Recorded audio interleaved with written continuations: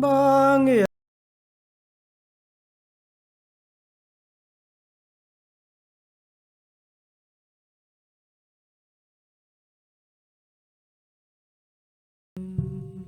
Thich Nhat Hanh is a Vietnamese Buddhist monk, poet, scholar, peace activist, meditation master, and author of over 75 books. He served as chair of the Buddhist peace delegation to the Paris Peace Talks during the Vietnam War and was nominated for the 1967 Nobel Peace Prize by Dr. Martin Luther King Jr. Thich Nhat Hanh is a leading voice in the engaged Buddhism movement, which seeks to join Buddhist practice with social action. Since 1966, when he was exiled from his native Vietnam for his outspoken peace activities, he has lived in Plum Village, a monastic community in the south of France. Central to all of Thich Nhat Hanh's teachings is the importance of mindfulness and how mindful living can actually lead to a profound cultural revolution.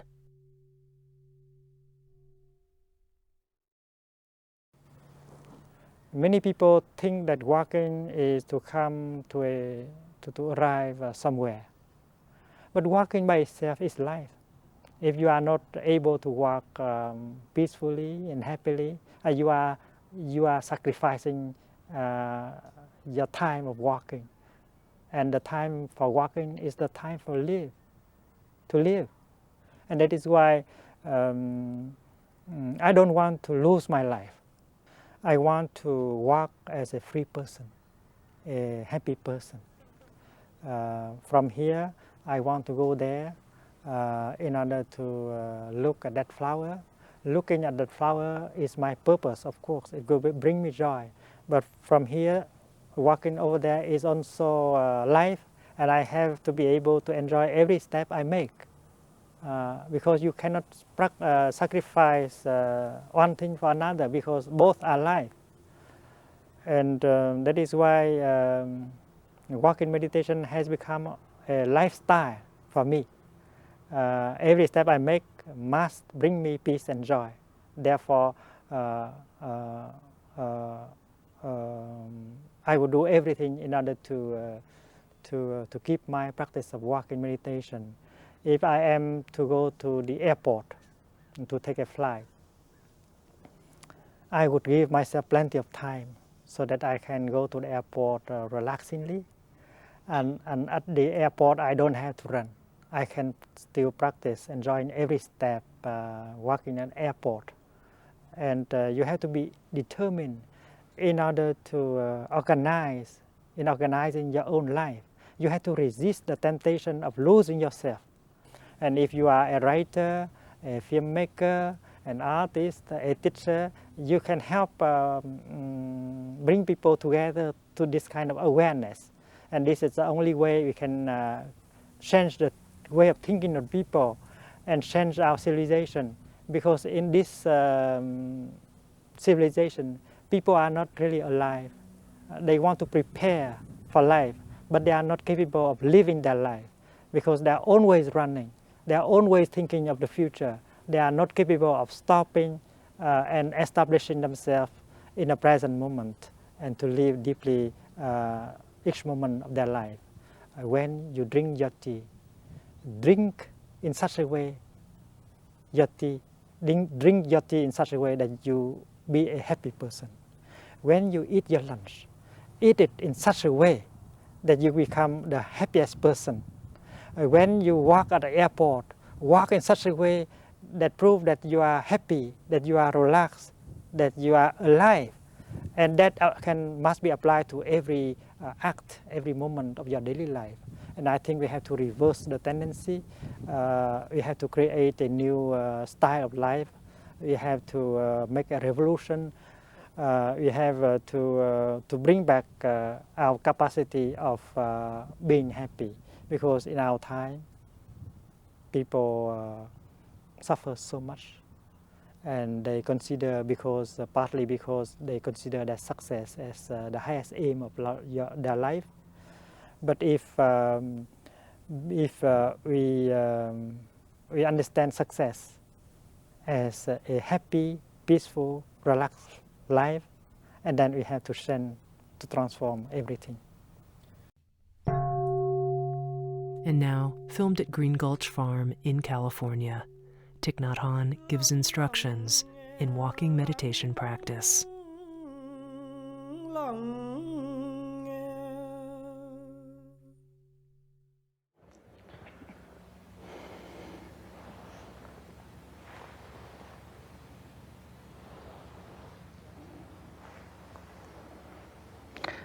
Well, practicing walking meditation is to practice meditation while you walk.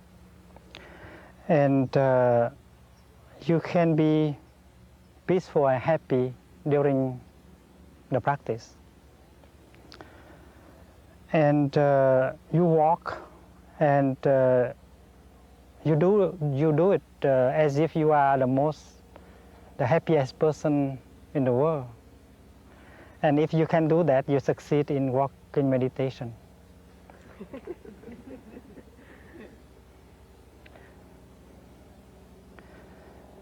Because we do not set ourselves a goal for a particular destination, so we don't have to worry to hurry, because there is nothing there for us to get. Therefore, walking is not a means, but an end by itself. So each step you make must make you happy, peaceful, and serene. And each step brings you back to the present moment, which is the only moment in which you can be alive.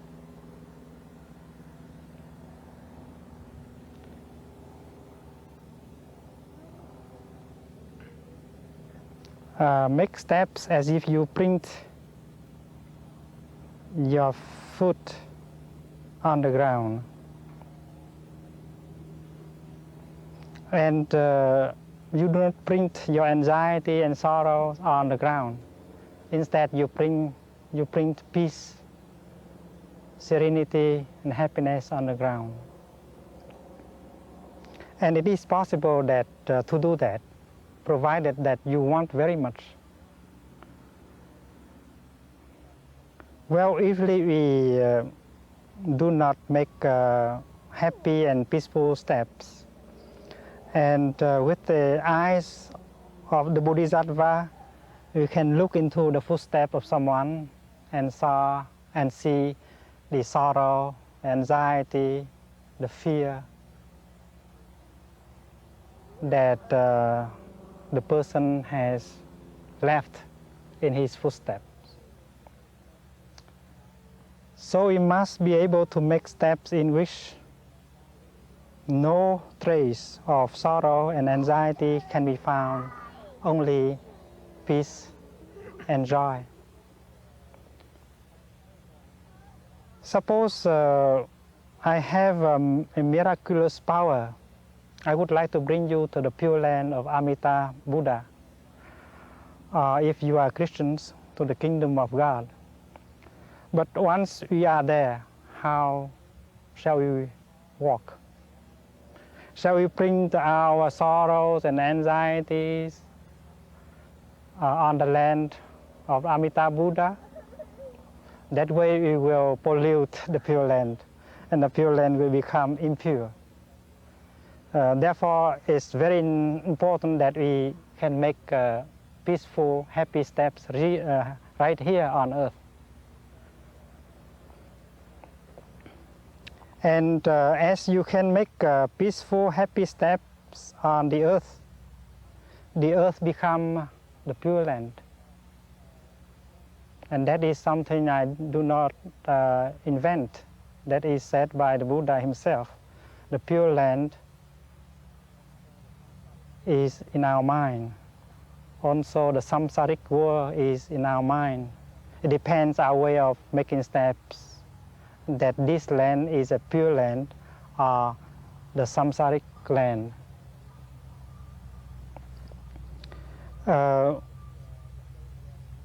Many years ago, I visited the place where the Buddha stayed. I climbed up the mountain where he stayed, and I sat down on the rock that I believe on which he had sat down several times. And I contemplated the sunset that I believe that he had contemplated hundreds of times, maybe thousands of times. And I had the feeling that if we cannot walk like the Buddha, sit like the Buddha, look at things the way the Buddha look,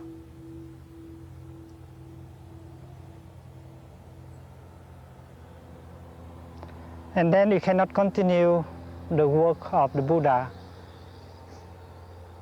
to afford this world with awareness, with understanding, and with love, happily, serenely. But because we tend to forget, we tend to fall into forgetfulness, that is why we need some kind of instructions in order to keep alive our awareness. Because usually we make one peaceful, happy step, and then two, and then three, and we forget. We lose ourselves, and our steps are no longer peaceful and happy. We go back to the past, or we go wander into the future, and we forget that we are alive in the present moment. Therefore, we need to practice breathing and counting during walking meditation. I suggest that first of all you just walk like this, naturally, paying attention to your breathing.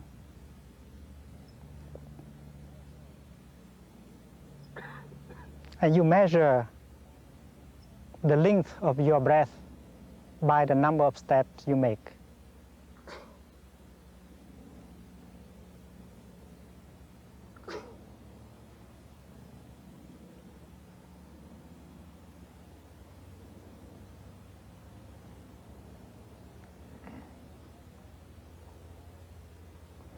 I just measure the length of my inspiration, inhalation, and my exhalation.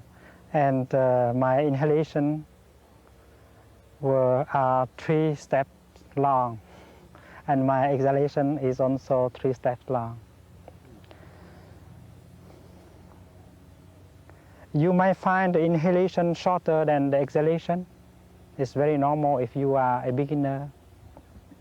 And sometimes, according to the path you take, the breathing will be shorter or longer. But pay attention to the number of steps you make while breathing.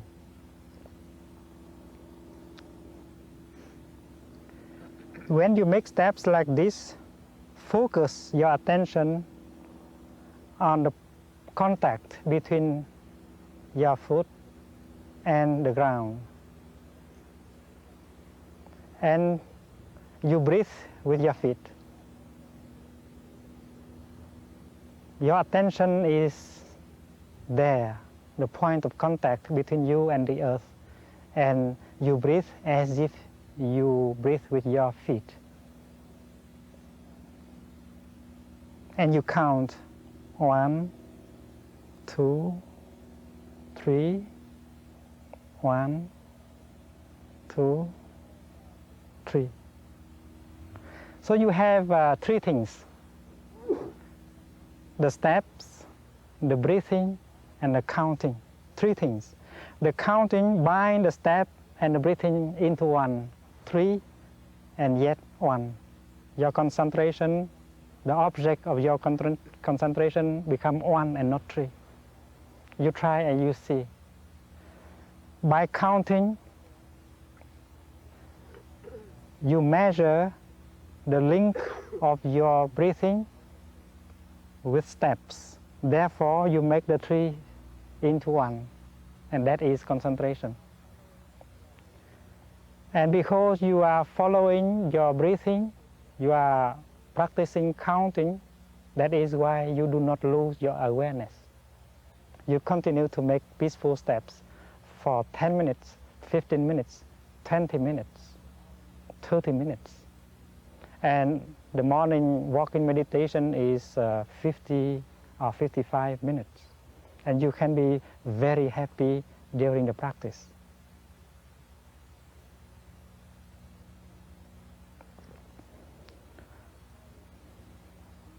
So the breathing and the counting are supposed to nourish the awareness about making peaceful, happy steps. If you can make peaceful, happy steps without counting and breathing, it's okay. But I'm afraid that without breathing and counting, you will lose your happiness very soon. Therefore, I think you need, at least in the beginning, the breathing and the counting. The breathing is very important. Breathing is very essential for our practice.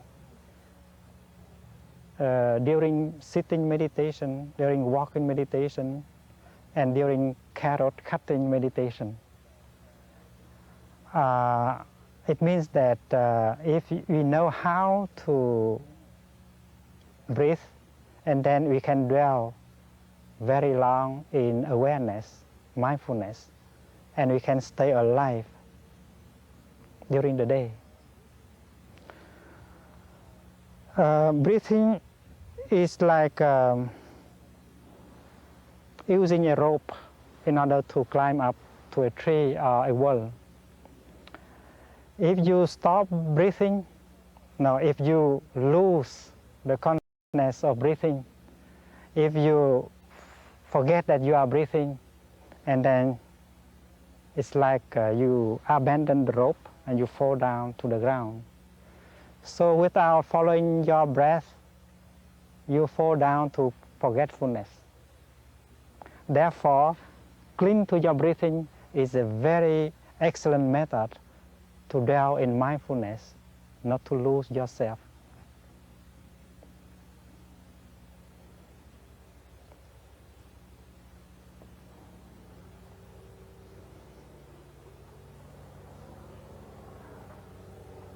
Since you are practicing in order to continue at home, please don't make it too slow. People will think that you are doing something very, very strange, very queer.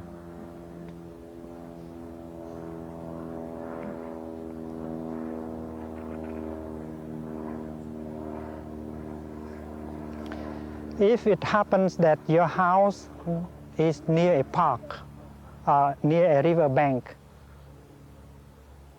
you are very lucky. You can practice walking meditation there, and you can do it together with your children, with other members of your family. Please do it. It will give you a lot of happiness. You will not have to go to the drugstore and buy anti-depression drugs. You will not have a nervous breakdown. In the morning, you sit and breathe and smile.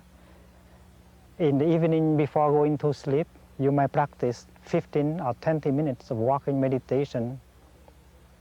I know of people who practice walking meditation in their prison cells in order to keep themselves sane. Because you might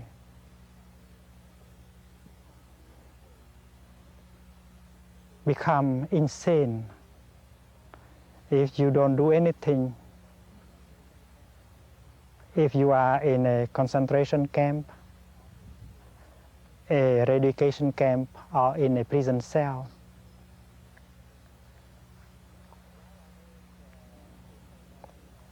While I was in the Gulf of Siam trying to help the boat people, I hired 3 boats and that went out and picked up boat people on their small boats. At one time, I had about 700 boat people on my boat. And I was deported from Singapore because they learned of my operation and they did not like me to help the boat people. And at midnight, they came to me and they gave the order for me to leave the country in 24 hours. And that with 700 people on the boats, and no permission to bring water, food supplies, and medicine to the boat people on the ocean. That was 2 o'clock in the morning. And do you know what I did at that time? I practiced walking meditation in my room. I had to find out a way in order to get out of the very difficult situation. I told myself that if I could not be peaceful, serene at that moment, and then I cannot be peaceful and serene in other moments. So I practiced breathing, smiling, and walking meditation. At 6 o'clock, I found a solution. And if you panic in such a circumstance, you cannot find a solution. And the smiling, the breathing, and the walking so important for you.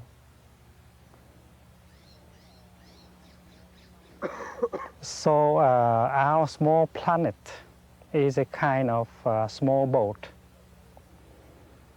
And we live in a very dangerous situation right now. You know that 50,000 nuclear bombs are available, and we can destroy our planet at any time. So if you practice walking meditation, breathing and smiling, you might find a solution to get us all out of this situation. So you do not practice walking meditation for you alone, you do it for all of us. Practicing meditation gives you a lot of joy, peace, and help you to see things deeply and clearly. And the benefit of it will be for all of us. You know, during the war in Vietnam, many people lost their limbs.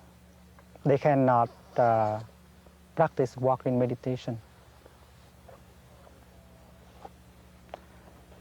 And in Plum Village, last year there was one person who came to practice, but she did not have one leg. And so she could not practice walking meditation. I asked her to sit on a chair and identify herself with someone that was that she considered to be doing walking meditation in the best way, and identify herself with that person and follow each step of that person as if she walks herself. And sitting on a chair, she practiced walking meditation. Someone is walking for her, and she's identifying herself with that person. And after 5 minutes, I saw tears running down her cheek. You know that today we have our feet intact. We can practice walking meditation. You should be able to do it. You do it for her. You do it for those who have no occasion, no time to practice. Suppose you and I, we are astronauts, and we have arrived at the moon, and our engine is broken. We cannot go back to the Earth.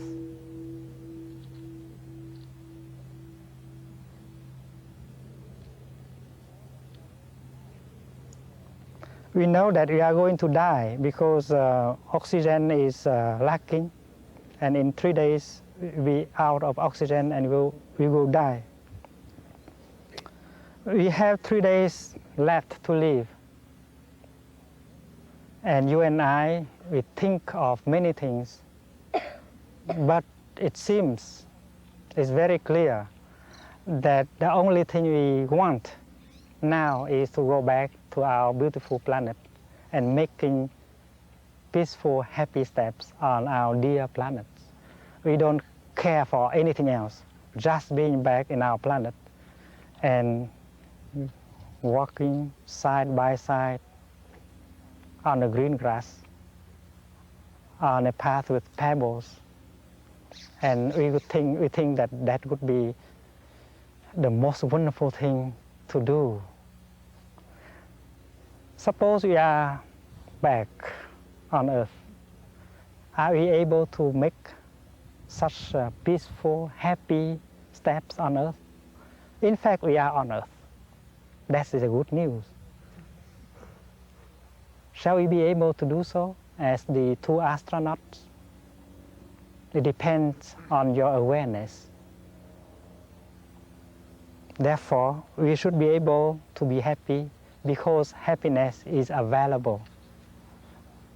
The fact is that we are usually not capable of being happy.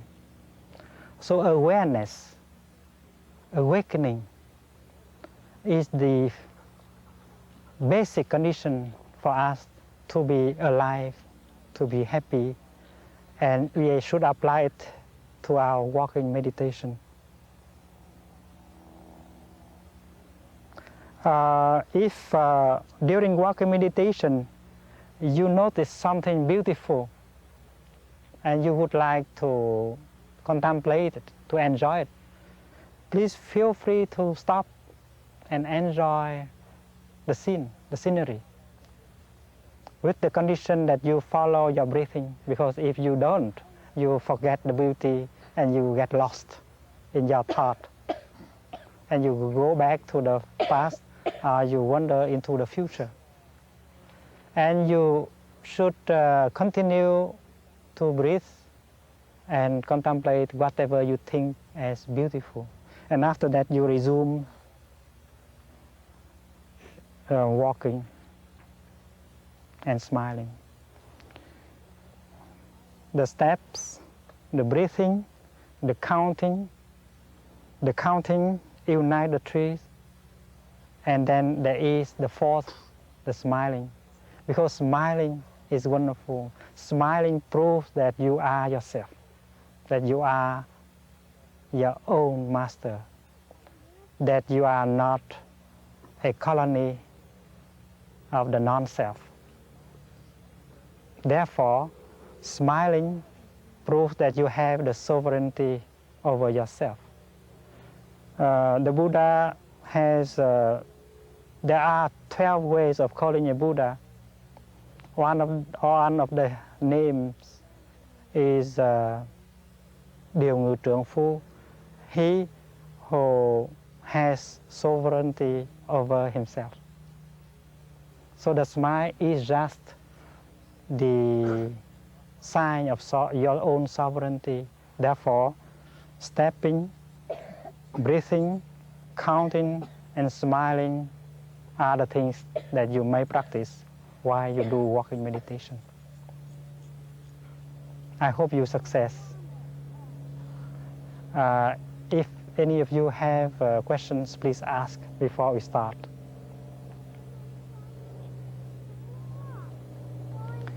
During walking meditation, you may either go alone or take the hand of a child. It's wonderful to take the hand of a child and go on a walking meditation session. Take the hand of your own child and walk. You see that life is marvelous. People say that the Buddha baby have lotus on his each of his steps. Can you explain to us? Yes, the artist used to portray the newborn Buddha as making 7 steps when he was just born, after he was born. Under his feet, lotus flowers blooms, and we see 7 lotus on his way and under his feet. The artist want to say that each step made by the Buddha cause a lotus flower to bloom. That means his steps are peaceful, happy, serene. Also, when they portray the Buddha sitting, they make a lotus flowers, the lotus sit underneath. It does not mean only that the artist want to beautify the Buddha, to honor him, but to express the idea that when the Buddha sits, he sits in a very serene, peaceful, happy way, as if he sits on a lotus flower. For many of us, we have no ability to sit in that way. Very shortly after we sit down, we feel that there was hot charcoal underneath, and we have to jump up and go and do something else. Therefore, a lotus means serenity, happiness, and peace. So please, being a student of the Buddha, try to sit like him, try to smile like him, to breathe like him, and to walk like him. That way you continue the career of awakening, of understanding, and of love.